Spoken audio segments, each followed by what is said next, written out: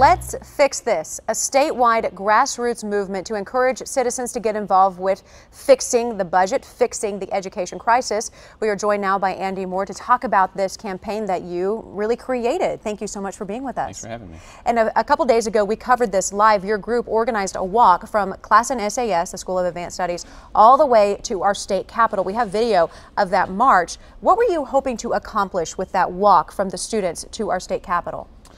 Just hoping to raise some awareness about the actual impact that the budget cuts are having on students that are in schools, especially a school like Classen, where things like arts are highlighted.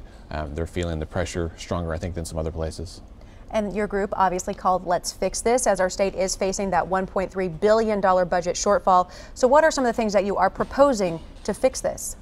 There's a lot of low-hanging fruit. There's a lot of options on the table that should have broad bipartisan support. Things like rolling back the tax cuts. Some of the measures that were passed last night or that were talked about last night by the legislature were good options, but had been tweaked some. And so I think there's still some lots of options on the table that would be fair and equitable across the income spectrum. Like what? Well, specifically rolling back the tax cuts that were kind of rolled out this year. Sure. And those were designed, they were not supposed to happen in such a dire fiscal state. Eliminating the double deduction was a big thing. The $1.50 cigarette tax Sure. Would be great. Accepting federal dollars, I think, would be great for healthcare expansion. There's just really several options out there. On that walk, I wonder what the mood was like amongst the students. I know parents also took part of that march from Classen SAS to our capitol, and it was a long walk. What was the mood like among everyone that you were with? Sure. So that all came about just in a few hours. It was led by Wow. students. I was organizing some adults to go to the capitol, and some students got behind that and really started themselves. And so from the video that I saw and friends I had along the way, the students were showing their signs, they were chanting, kind of singing along. It was really, I don't know how you describe an angry, jubilant mood, but that's kind of what it felt like. Angry, jubilant mood. Sounds like an oxymoron, but we did see a lot of smiles, and maybe those smiles are coming from the fact that they feel like maybe they have a little bit of a voice now. Yeah, the students did an amazing job. They thought there might be 30 that showed up, and we had almost 80 that I know came in that initial group, and some others came later. And they went around and they had really difficult conversations with legislators. They really kind of put them on the hot seat, I think, to make them answer to why they haven't moved on the budget yet. What were some of the things that they asked our lawmakers? They really asked, specifically, why are you cutting the budget, or why haven't you passed budget measures?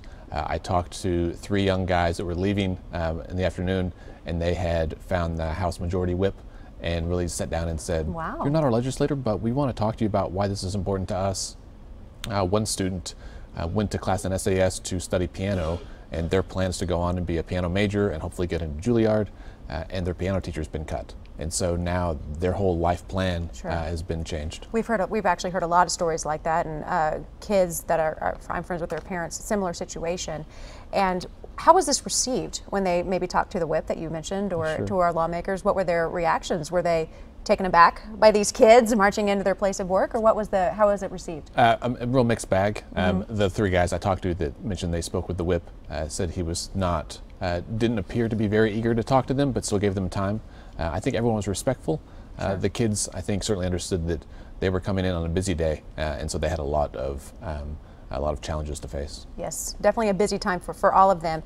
We are running out of time, but your organization also encourages citizens to get involved with Medicaid and the Medicaid Matters movement. I know you were also there on Arts Day. So it's not just about education, correct? Correct. Yeah, this is really, my movement is just to get people involved and to understand that they can make a difference, that most of our legislators never hear from us. They don't hear phone calls or letters. And so going up there and meeting them face to face and saying, hi, I'm your constituent, this is what matters to me, makes a difference. And I know you don't have to march up to the Capitol. You can make a phone call. You can do things like that. You can send a letter to make your voice heard to your legislators and to your lawmakers. Thank you so much for joining us, and let us know about your next event, because I know you are planning some. That's right. Next Thursday, we're going up there. It's going to be an education-focused event. This is the first one really focused on education. Thursday, the 26th at 10 o'clock in the morning. At the Capitol? At the Capitol. Okay. We're hoping, there's still details coming out, but on our Facebook page, facebook.com/Let's Fix This OK, we'll have all the details on there as we get closer.